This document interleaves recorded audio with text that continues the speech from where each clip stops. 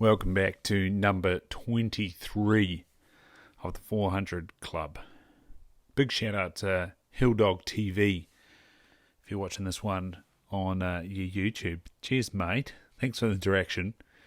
And also big man Jace Van Beers, of course, behind Hunters for Conservation. Make sure you're still tagging Hunters for Conservation if you're doing anything hunting related on the gram or on Facebook or probably even on TikTok these days, because especially when it comes to New Zealand, input out there in the bush is does wonders, especially if you're shooting the hinds. Does wonders for conservation. I saw this week that the Tar Foundation is doing another big push for their app, especially if you're one of these lucky buggers that are off into the tar ballots this month. Speaking of ballots, if you were one of the absolute lucky ones to have been off hunting in Fiordland and you managed to take a bull, I'd love to see what you've got there. Even better if you've managed to get hold of somebody to give it a Douglas score.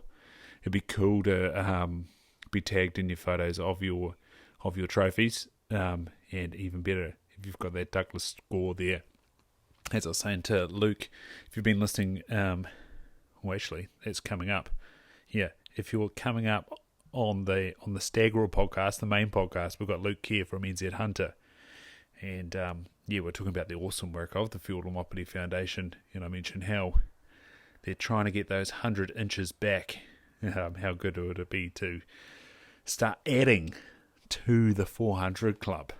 Now, wouldn't that be the dream?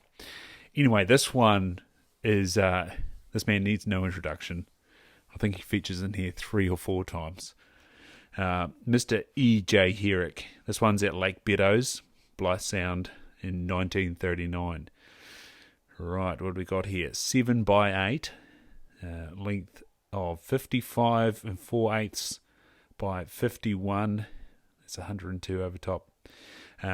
42 spread, and then only 29 point, what have we got here? 29 3/8 in the span. Yeah, look at that, Don. So, missing a tray on the left. Interesting. And then we've got Royals, outer Royals, first off backs, second off backs, and the back tine. So that left-hand side, being 7, is missing the tray. Total of, too easy, 416 3/8. So the 1939 season proved to be yet another successful year for E.J. Herrick, as we said. Needs no introduction. Herrick approached his Bligh Sound block by way of the Glasnock Valley and Oilskin Pass, cooperating with Major R.A. Wilson, who was hunting the Tianau side. Both sportsmen worked together, backed up by their pair of guides from Hawea, Otago, namely Jim and Tom Muir. I think Luke says after Jim's excursions he couldn't go back to those mighty Otago Reds, but I'd love to be proved wrong on that one. Tom Muir stayed with Wilson in the Glasnock, while Jim crossed the divide with Herrick.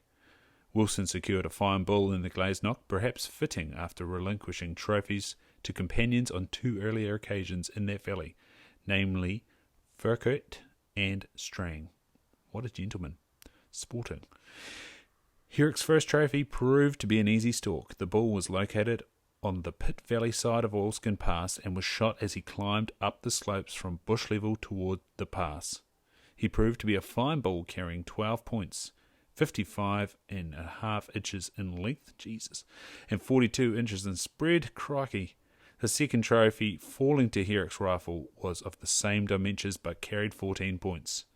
This bull was located through his bugling, stalked through thick cover, before being secured on a swampy clearing just above Lake Beddoes at a range of some 120 metres.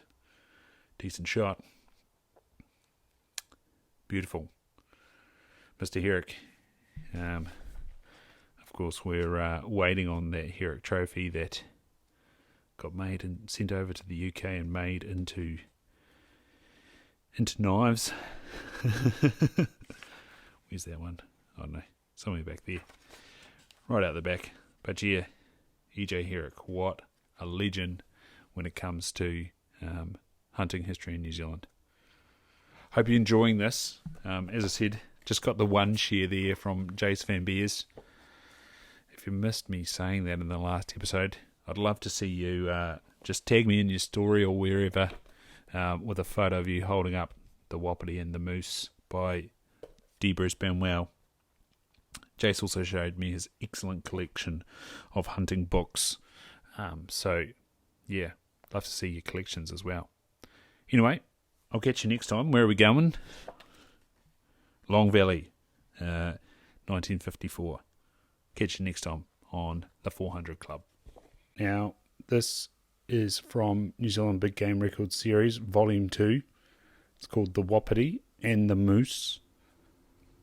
Written and compiled for the New Zealand Deer Stalkers Association, Incorporated, by D.Bruce Banwell. And we're able to do this with permission from the Halcyon Press, a division of Halcyon Publishing Limited. And this was copyrighted in 2001, D. Bruce Banwell. First published 2001. All rights reserved. And they've given us permission to do this little series, the 400 Club.